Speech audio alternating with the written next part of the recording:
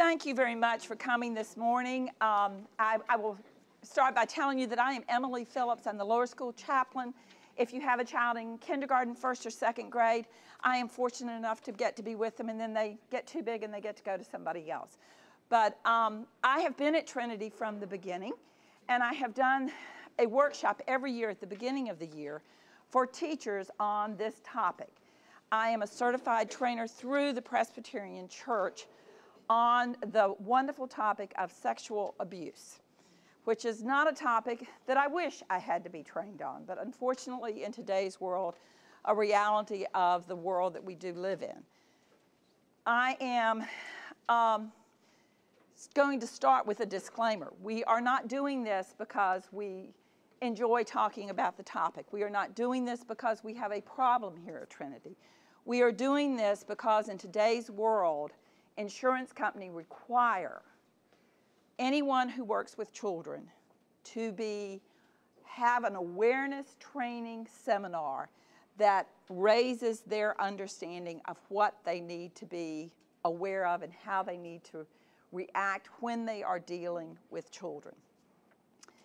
A couple of years ago, my husband was away on business in London, and he came home and handed me this article that had come from the London Globe, where in England, in the daycare centers, they have hired massage therapists to come in because in England they had so many cases that in daycare centers, teachers were not allowed to touch children. In other words, if a child came up to hug, you were to put your hand on your head. If a child was hurt, you were not to hug and comfort, you were to do simply mechanically. And because of that, they were finding these preschool children were touch deprived. And they had created a whole new condition for this. And because of that, they were hiring massage therapists to come in to touch the children so they would not suffer from touch deprivation. If any of you walk around and walk after me, you will see that I am not that extreme. I believe in hugging children. I believe in letting them know that you care for them. We are a place where we are showing God's love, and one of the ways we show God's love is by touching and letting a child know that they are cared for. There are children, however, who do not want to be touched, and they make it very clear in their body language. And so we have to be sensitive to this. It is part of what you are called to do as volunteers is to recognize that one of your jobs is to be showing care and love to all the children that you are engaging and spending time with. Having said that, we are now going to go over what are some of the realities of sexual abuse in today's world. What are some of the realities of what is the official definition of sexual abuse?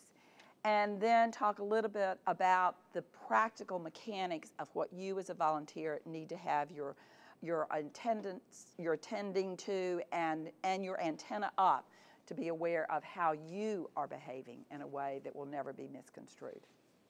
If you will start by turning to either the white or pink sheet that says knowledge inventory, and we'll go through that answering each question. Does everybody have it? Are there some more over there, pink sheets? Okay. All right. The first question is, child sexual abuse always involves physical contact with children. True or false? False. Very good. False. See, you're already getting an A.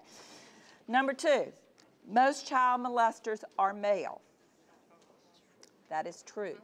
Most child molesters are male. The significant percentage are male.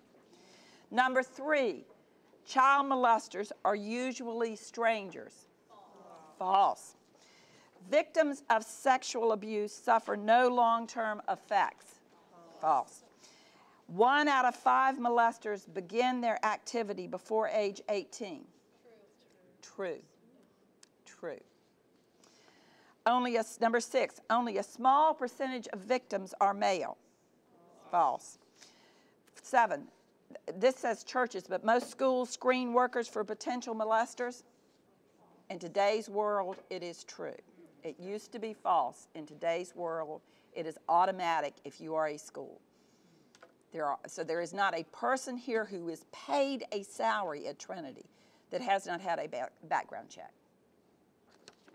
Number 8, church leaders or school leaders cannot be held liable for child sexual abuse. False. There is a Lutheran school in Chicago that has closed its door because of an incident that happened in 1990. And the lawsuit proceeded through the courts, and the award was so great that they simply could not continue the school, and the school is closed.